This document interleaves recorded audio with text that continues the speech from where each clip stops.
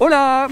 J'ai mon attestation de déplacement, j'ai 1 heure de batterie, donc dans 1 heure et demie... Oh, vos gueules les mouettes! Donc dans 1 heure et demie, je suis rentré chez moi, donc je peux aller pêcher puisque c'est le déconfinement. Déconfinement le deuxième, en attendant le nouveau confinement qui va inexorablement arriver mi-janvier, puisque nous autres Français, on n'est pas disciplinés, donc on va faire n'importe quoi pendant les fêtes. Mais bon, ça c'est un autre sujet. Donc j'ai mon attestation, j'ai ma canne, j'ai un temps à peu près clément, très brumeux, très froid, mais clément. Donc je vais aller pêcher, je vais aller faire le 115e épisode de Culture Fish. Un Culture Fish bien particulier, comme tous les autres Culture Fish. Allez, c'est parti!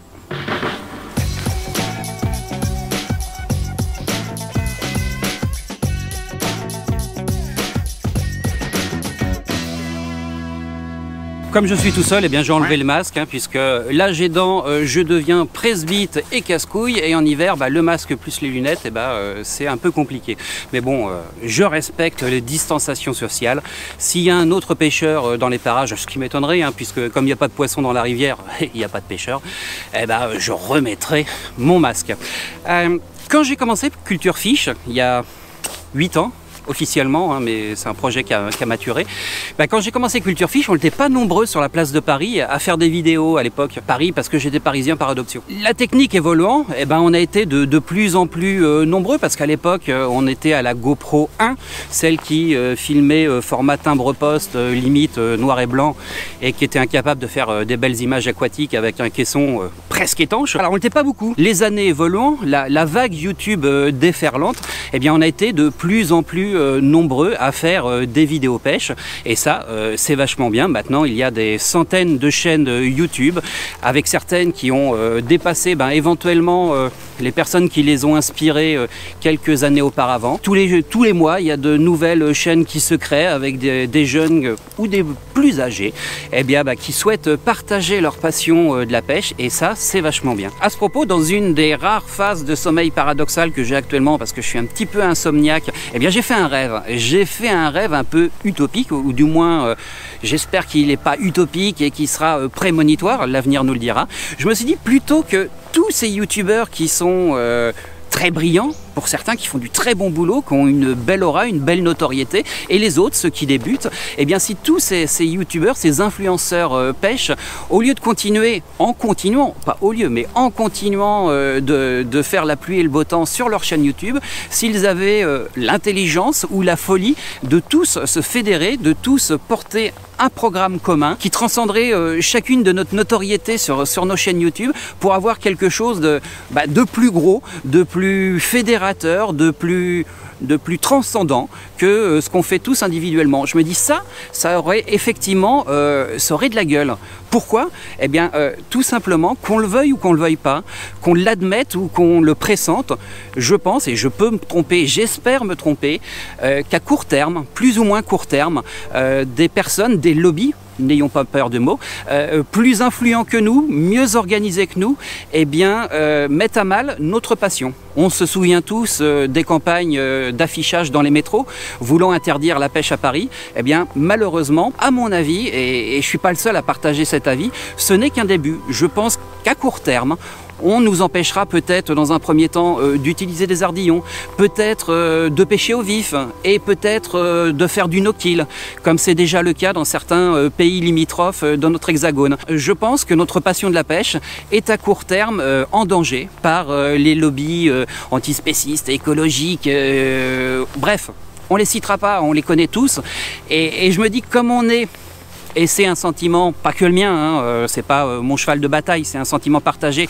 Comme on est a priori pas ou mal défendu par nos instances de tutelle, malgré que nous soyons 1 500 000 personnes à acheter nos cartes de pêche pour l'eau douce.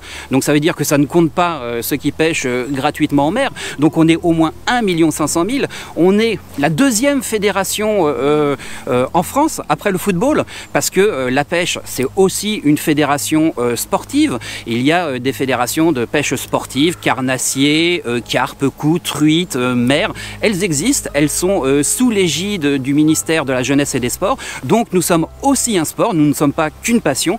Et donc moi j'ai l'impression qu'on est très très mal représentés et qu'on n'a pas la force, le lobbying. On est 1 500 000, peut-être 2 millions avec les pêcheurs en mer, 2 millions de personnes isolées qui n'arrivent pas à se fédérer.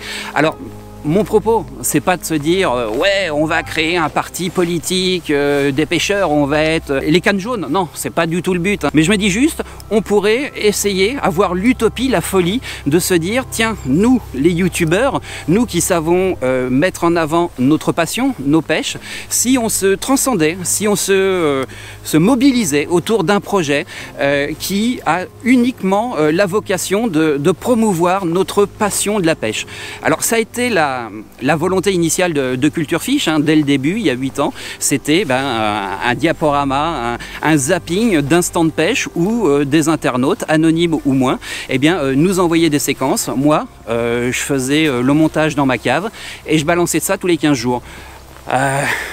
L'évolution faisant, je me suis un peu lassé en travaillant seul, et c'est de ma faute, hein, je suis un ours mal léché, tendance gros connard dans ma cave, donc je me suis un peu lassé, le programme s'est essoufflé, mais je pense qu'il y avait une vraie fraîcheur de ce programme qui était de montrer ce qu'est la pêche. La pêche, ce n'est pas que les reportages de Jean-Pierre Pernaut sur TF1 lors de l'ouverture de la pêche, où on voit des papilles assis sur des sièges en osier qui attendent les touches. Oui, c'est aussi ça, mais la pêche, elle est plurielle, elle est diversifiée, elle est en perpétuelle évolution, elle n'est pas statique, elle n'est pas que masculine, elle n'est pas que du prélèvement.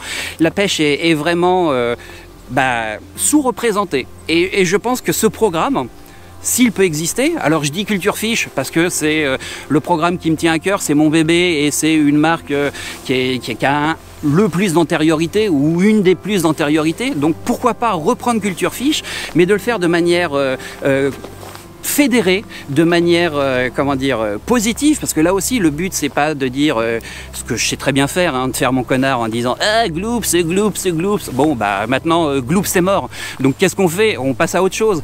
Non, parlons de notre pêche, de notre passion de la pêche de manière constructive, et voilà. Toi, youtubeur, que tu sois un grand youtubeur qui règne sur des milliers d'abonnés, que tu sois un nouveau youtubeur, un youtubeur qui a arrêté mais qui pourrait peut-être avoir envie de reprendre pour la bonne cause, essayons de nous fédérer sur un programme qui prône le fish good, c'est-à-dire notre plaisir de la pêche, notre envie de transmettre la pêche, notre envie de faire évoluer la pêche. Donc voilà, si tu es joueur, envoie-moi une séquence.